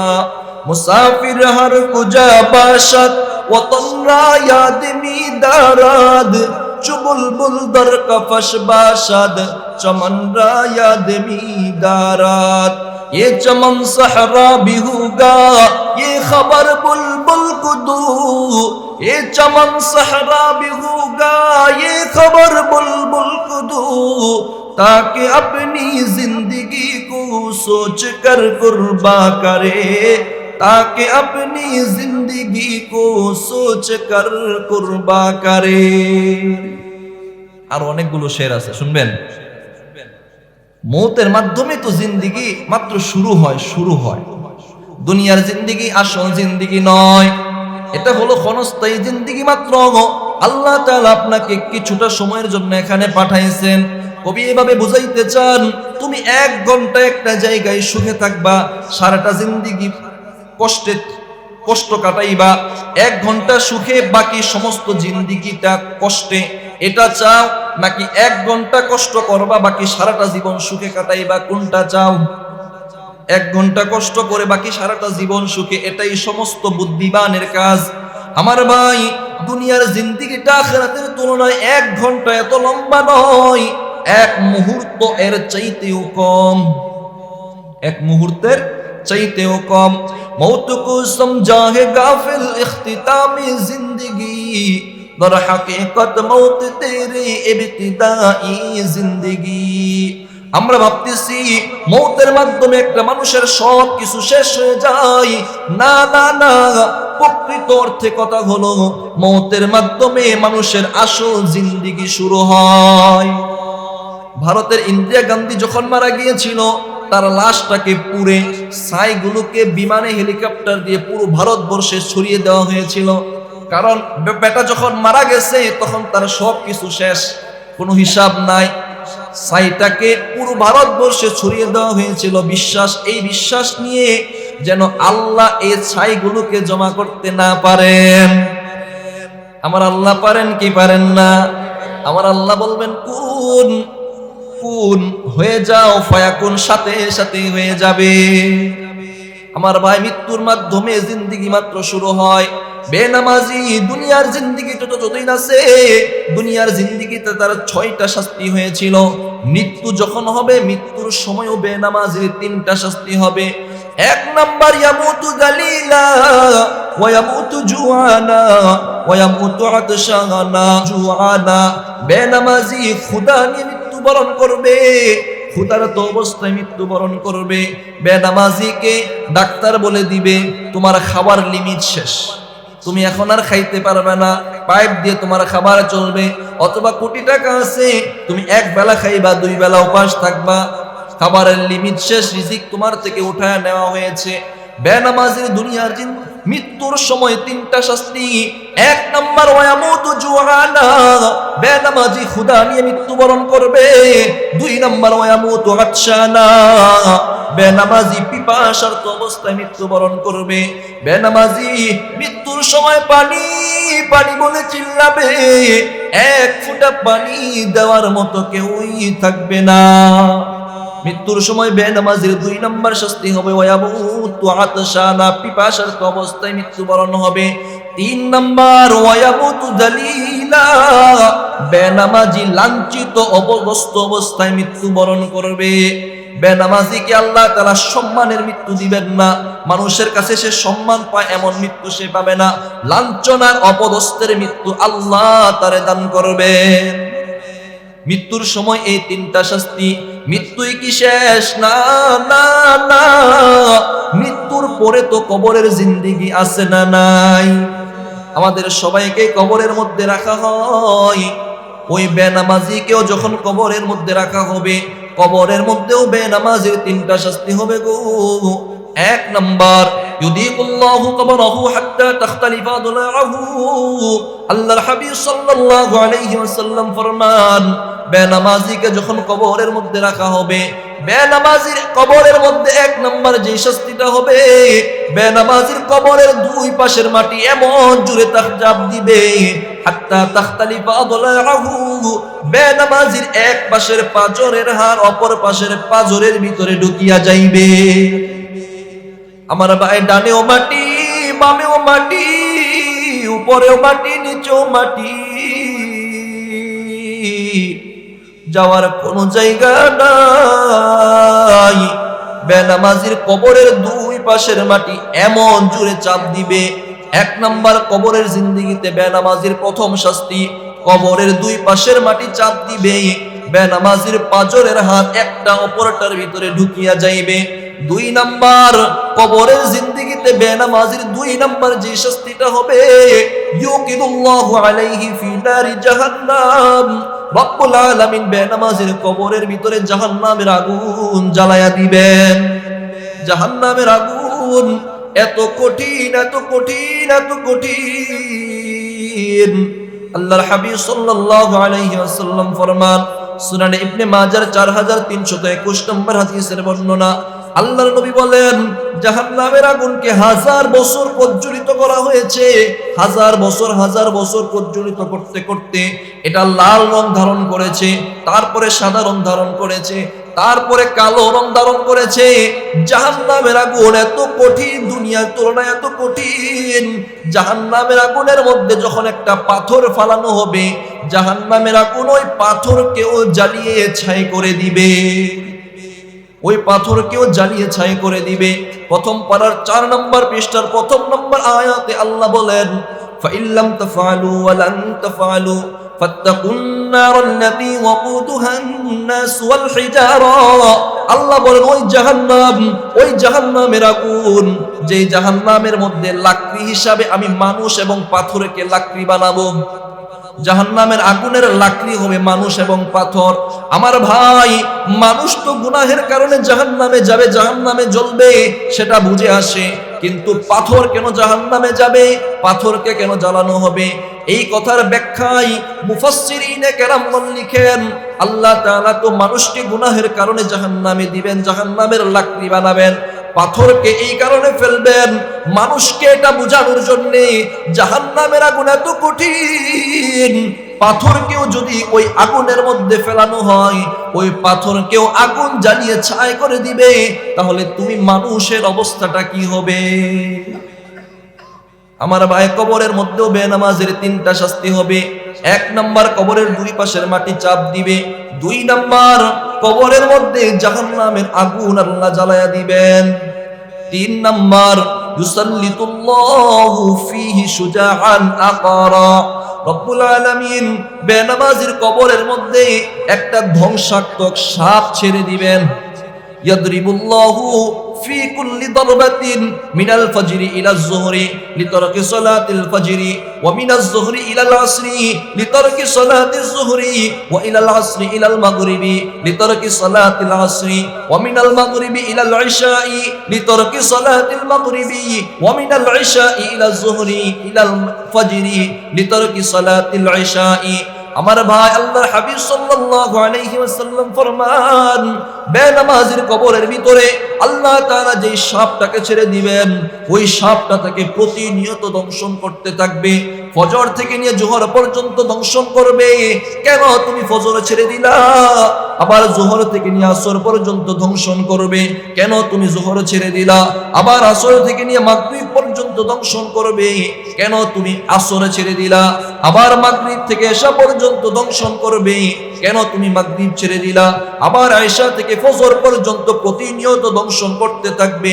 কেন তুমি আয়েশা ছেড়ে দিলা এক মুহূর্তের জন্যও ধ্বংসন থেকে সে রক্ষা পাবে না এক মুহূর্তের জন্যও ক্ষান্ত হবে না তাকে কামড়াইতেই থাকবে আল্লাহর নবী বলেন ওয়াফি কুল্লি দরবাতিন ফি উমুকিহি ফি উমুকিল আরদি 70 দিরাআ ওই সাপটা যখন বেনামাজিকে একটা দংশন করবে বেনামাজি একটা দংশনের সাথে সাথে মাটির 70 গজ নিচে চলে যাবে একটা দংশনে মাটির 70 গজ নিচে যাবে আবার উঠবে আবার দংশন করতে করবে প্রতিনিয়ত এইভাবে দংশন করতেই থাকবে কবরের মধ্যে যতদিন আছে এই তিনটা শাস্তি চলবে কবরের দুই পাশের মাটি চাপ দিবে জাহান্নামের আগুন জ্বালিয়ে দেওয়া হবে ধ্বংসাত্মক সাপ তাকে ছোবল দিতে থাকবে এই কবরের জিন্দেগি শেষ নয় এই কবরের জিন্দেগির নাম হলো বরজখের জিন্দেগি এই কবরের জিন্দেগি যখন শেষ হবে কবরের জিন্দেগির পরে আখিরাতের ময়দান কিয়ামতের ময়দান আছে না নাই ওই কিয়ামতের ময়দান আমার আপনার সবার জন্য কায়েম হবে আমার ভাই কিয়ামতের ময়দানেও বেনামাজের তিনটা শাস্তি হবে এক নাম্বার ইয়ানজুরুল্লাহু ইলাইহি নাজরাল গাদাবি বেনামাজের দিকে আল্লাহ তাআলা রাগের চক্ষু নিয়ে তাকাইবেন আল্লাহ তাআলা গুসার চক্ষু নিয়ে তাকাইবেন ক্রোধের চক্ষু নিয়ে বেনামাজির দিকে তাকাইবেন আল্লাহ শুধু এই দৃষ্টি দেওয়ার সাথে সাথে হাত্তা ইয়াকা লাহমা ওয়াজহিহি বেনামাজির চেহারার গোশতগুলো খসে পড়তে থাকবে বেনামাজির কিয়ামতের ময়দানের এক নাম্বার শাস্তি আল্লাহ শুধু রাগ নিয়ে গুসা নিয়ে তার দিকে তাকাইবেন তার চেহারার গোশতগুলো খসে পড়বে দুই নাম্বার ইয়ামুরুল্লাহু বিহিন নার রব্বুল আলামিন বেনামাজির জন্য জাহান্নামের ফয়সালা করে দিবেন আমার এই নাফরমানকে জাহান্নামের দিকে নিয়ে যাও টেনে হেসে জাহান্নামের দিকে নিয়ে যাও জাহান্নামের ফয়সালা করে দিবেন তিন নাম্বার ওয়াইহাসিবুল্লাহু হিসাবান শাদীদা আল্লাহ তাআলা বেনামাজির জন্য হিসাবটা বড় কঠিন থেকে কঠিন করে দিবেন হিসাব কঠিন হয়ে যাবে নামাজের হিসাব দিতে পারো না তাহলে অন্যগুলো কি সহজ হবে না কঠিন হবে কঠিন থেকে কঠিন হয়ে যাবে কিয়ামতের ময়দানে ওই তিনটা শাস্তি এক নাম্বার আল্লাহ রাগ নিয়ে তাকাইবেন গুসা নিয়ে তাকাইবেন চেহারার গোশতগুলো বেনামাজিরে খসে পড়বে দুই নাম্বার আল্লাহ তাআলা হিসাব কঠিন করবেন তিন নাম্বার জাহান্নামের ফয়সালা করে দিবেন তার জন্য বেনামাজি কোথাও রক্ষা পাবে না দুনিয়ার জিন্দেগিতেও 6টা মৃত্যুর সময়ও 3টা কবরেও 3টা আখিরাতের কিয়ামতের ময়দানেও 3টা শাস্তি নিয়ে সে জাহান্নামের মধ্যে প্রবেশ করবে আমার ভাই যারা এখনো নামাজ পড়ি না নামাজ ছেড়ে দেই আমরা যেন 5 ওয়াক্ত নামাজ সময় মতো যথাসময় আদায় করতে পারি আল্লাহ তৌফিক দান করেন বলেন আমিন আমার ভাই নামাজের মধ্যে যে 5 ওয়াক্ত নামাজ আছে এর মধ্যে সবচেয়ে কঠিন হলো এশা আর ফজরের নামাজ ঠিক না বে ঠিক এশার নামাজটা সারা দিনের ব্যস্ততা সেরে এশার নামাজ পড়তে কষ্ট হয় আর ফজরের নামাজটা এত ঠান্ডা পানি দিয়ে কম্বল ল্যাপ বিসর্জন দিয়ে এত আরামের ঘুমকে বিসর্জন দিয়ে ঠান্ডা পানি দিয়ে উজু বানিয়ে এত শীতের রাতে মসজিদে যাওয়া এটাও কষ্টকর মনে হয় ঠিক না বে ঠিক আল্লাহর নবী বলেন যারা এই নামাজ পড়ে না তারা হলো মুনাফিক মুনাফিকদের জন্য এই নামাজ কষ্ট একটা হাদিস শোনাচ্ছি সহিহ বুখারীর 657 নম্বর হাদিসের বর্ণনা আবু হুরায়রা রাদিয়াল্লাহু আনহু বর্ণনা করেন عن أبي هريرة رضي الله تعالى عنه قال قال رسول الله صلى الله عليه وسلم ليس صلاة أثقل على المنافقين من الفجر والعشاء ولو يعلمون ما فيهما لأتوهما ولو حبوا আল্লাহর নবীর জালিলুল কদর সাহাবী হযরত আবু হুরায়রা রাদিয়াল্লাহু তাআলা আনহুর বর্ণনা তিনি বলেন আল্লাহর হাবিব জনাবে মুহাম্মদুর রাসূলুল্লাহ সাল্লাল্লাহু আলাইহি ওয়াসাল্লাম ফরমান মুনাফিকদের জন্য দুইটা নামাজ কষ্টকর। এক নাম্বার মিনাল ফজরি ওয়াল ইশা, ইশা এবং ফজরের নামাজ। কিন্তু এই দুই নামাজের মধ্যে যেই ফজিলত আছে মানুষগুলো যদি সেটা জানতো লাতাউহুমা ওয়ালাউ হাবওয়ান, তাহলে হামাগুড়ি দিয়ে হলেও মসজিদে আসতো। এই দুই নামাজের যে ফজিলত যদি মানুষ জানতো তাহলে হামাগুড়ি দিয়ে হলেও মসজিদে আসতো, নামাজে উপস্থিত হতো। আমরা যেন নামাজগুলোকে যথাসময় আদায় করতে পারি, আল্লাহ তৌফিক দান করেন, বলেন আমিন। আমার ভাই,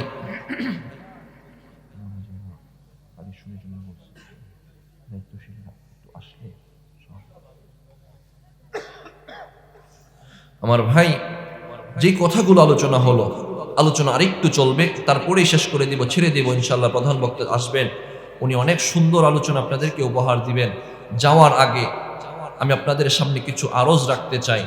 দেখেন, গত কয়েকদিন আগে আপনাদের এখানে যখন আলোচনা করেছিলাম, ওখানে বিসমিল্লাহর তাফসীর নিয়ে আলোচনা করেছিলাম। হ্যাঁ, বিসমিল্লাহ আমরা কখন বলবো, বললে কি ফজিলত। হ্যাঁ, বিসমিল্লাহর মাধ্যমে আল্লাহ তাআলা জাহান্নামের আগুনকে থেকে হেফাজত করেন। বিসমিল্লাহ কোনো বাচ্চা যখন শিখে, ওই বাচ্চার বিসমিল্লাহ বলার উসিলায় আল্লাহ তাআলা বাবা মার কবরের আযাব মাফ করে দেন।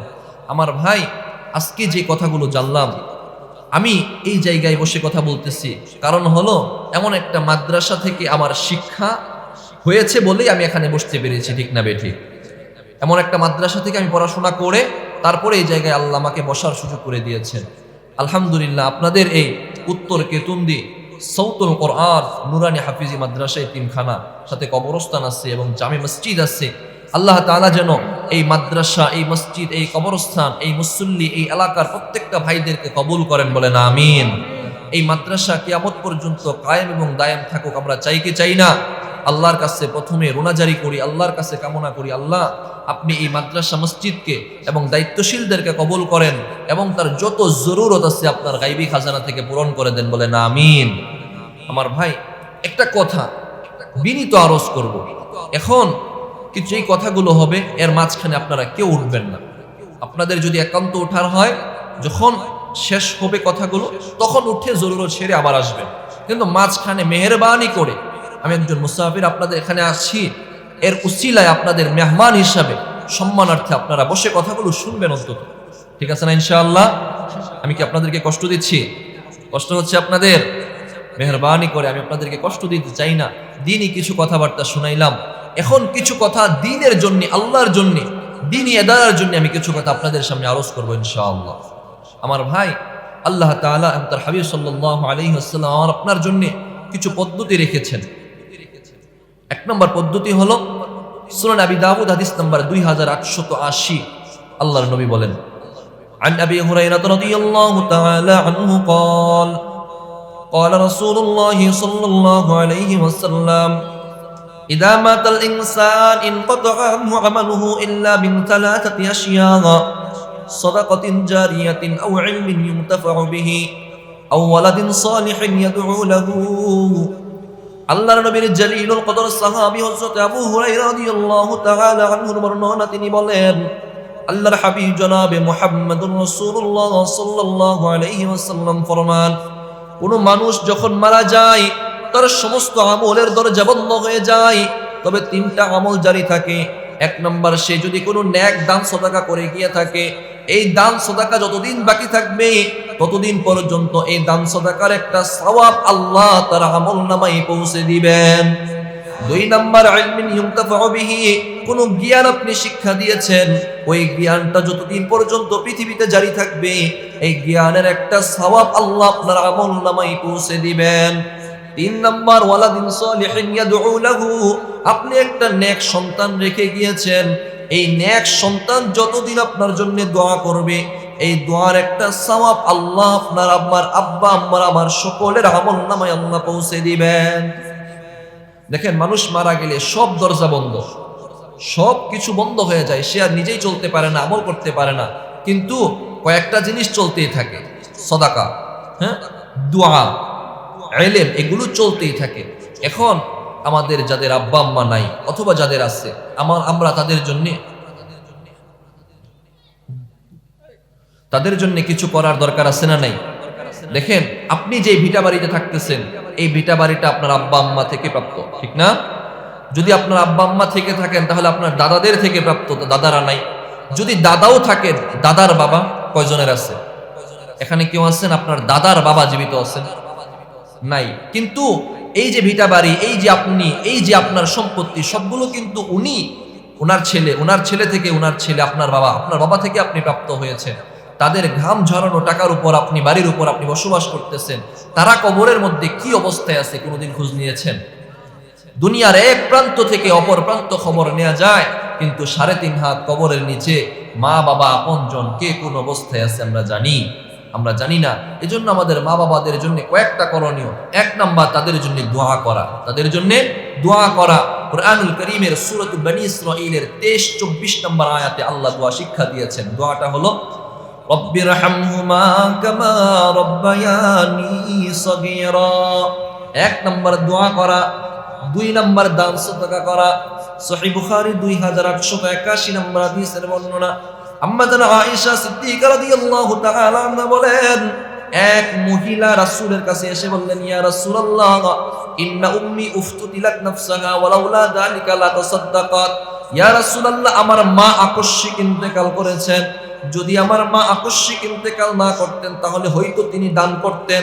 আমি যদি আমার মার পক্ষ থেকে দান করি তাহলে সেটা আল্লাহ আমার আম্মার আমলনামায় পৌঁছে দিবেন কিনা? রাসূল বললেন, নাআম সাদ্দিকি আনহা, তুমি তোমার মার পক্ষ থেকে দান করো, তাহলে আল্লাহ তোমার আম্মার আমলনামায় সেই সওয়াব পৌঁছে দিবেন। 2 নাম্বার দান সদকা করা। 3 নাম্বার ইস্তিগফার করা। আল আদাবুল মুফরাদের 36 নম্বর হাদিসের বর্ণনা। আল্লাহর হাবিব সাল্লাল্লাহু আলাইহি ওয়াসাল্লাম ফরমান, তুরফাউল মাইয়িতু বা'দা মাউতিহি দারাজাতি। মানুষকে মৃত্যুর পরেও তার দরজা মর্যাদা বাড়ায়া দেওয়া হয়। ওই মৃত ব্যক্তি বলে, আল্লাহ বিআইয়ি শাইইন হাদিহি, কোন কারণে আমি এই মর্যাদা পাইলাম? আল্লাহর পক্ষ থেকে জবাব দেওয়া হয়, ওয়ালাদুকা ইস্তিগফার লাক, তোমার সন্তান তোমার জন্য ইস্তিগফার করেছে, আর এই ইস্তিগফারের কারণে আল্লাহ তোমার মর্যাদা বাড়ায়া দিবেন। 3 নাম্বার ইস্তিগফার করা। 4 নাম্বার কবর জিয়ারত করা। কবর জিয়ারত করা। সুনানে তিরমিজির 1054 নম্বর হাদিসের বর্ণনা। আল্লাহর হাবিব সাল্লাল্লাহু আলাইহি ওয়াসাল্লাম ফরমান, ইন্নী নাহাইতুকুম আন জিয়ারাতিল কুবুর ওয়া ক্বাদ উযিনা লি মুহাম্মাদিন ফি জিয়ারাতি কবরি উম্মিহি। আমি তোমাদেরকে কবর জিয়ারত করতে নিষেধ করেছিলাম, এখন তোমাদেরকে আদেশ দিচ্ছি তোমরা আজ থেকে কবর জিয়ারত করো। ফা ইন্নাহা তুযাক্কিরুল আখিরাহ, কেননা কবর জিয়ারত মানুষকে আখিরাতের কথা স্মরণ করায়া দেয়। কবরের পাশ দিয়ে গেলে আখিরাতের কথা স্মরণ হয় না? স্মরণ হয়, মনে হয় দুনিয়াটা কিছুই না। আমার ভাই, যাদের আব্বা আম্মা জীবিত আছে আমরা তাদের জন্য দোয়া করব। যাদের আব্বা আম্মা নাই, আব্বা আম্মা উভয়ই নাই অথবা একজন নাই, কার কার হাত তোলেন? আব্বা আম্মা উভয়ই নাই অথবা একজনে নাই, কার কার? একজন আব্বা নাই অথবা আম্মা নাই অথবা উভয়ই নাই, হাত নামান। আল্লাহ তাআলা আপনাদের আব্বা আম্মার কবরগুলোকে জান্নাতুল ফিরদাউসের আলা মাকাম দান করেন, বলেন আমিন। বাকিরা যারা আছি হয়তো আব্বা আম্মা উভয়ই আছে, আল্লাহ তাআলা যেন আব্বা আম্মাকে নেক হায়াত দান করেন, আব্বা আম্মার খেদমত যেন আমরা করতে পারি সেই তৌফিক দান করেন, বলেন আমিন। আমার ভাই, এই যে বললাম তাদের জন্য দোয়া করা, ইনশাআল্লাহ প্রধান আলোচক যিনি আছেন দোয়া করবেন, আমরাও মন থেকে দোয়া করি, হুজুররাও দোয়া করবেন, ওলামায়ে কেরাম দোয়া করবেন, ইমাম মুয়াজ্জিনদের মাধ্যমে দোয়া করা হবে। আল্লাহ যেন আপনাদের আব্বা আম্মাকে নেক হায়াত দেন, জান্নাতবাসী করেন। 2 নাম্বার, আব্বা আম্মার জন্য দান সদকা করা। এই দান সদকা করতে প্রস্তুত আছি তো ইনশাআল্লাহ? আমার যতটুকু সামর্থ্য আছে, আমার আছে অল্প, আমি দিব অল্প, হ্যাঁ, আমার যেমন আছে আমি তেমনটা দিব। আল্লাহ তাআলা আপনার অন্তরটা দেখবেন। ইন্নাল্লাহা লা ইয়ানজুরু ইলা সুওয়ারিকুম বাল ইলা কুলুবিকুম, আল্লাহ আপনার অন্তরটা দেখবেন, আপনি কোন নিয়তে দান করতেছেন। আবু বকর রাদিয়াল্লাহু আনহু অল্প কিছু এনেছেন, অল্প কিছু দিয়েছেন, হ্যাঁ, কিন্তু এটাই ছিল অনেক দামি, রাসূল বললেন, ঘরে কি রেখে এসেছো? আল্লাহ ওয়া রাসূলু ইয়া রাসূলুল্লাহ, ঘরে আল্লাহ এবং তার রাসূলকে রেখে আসছি।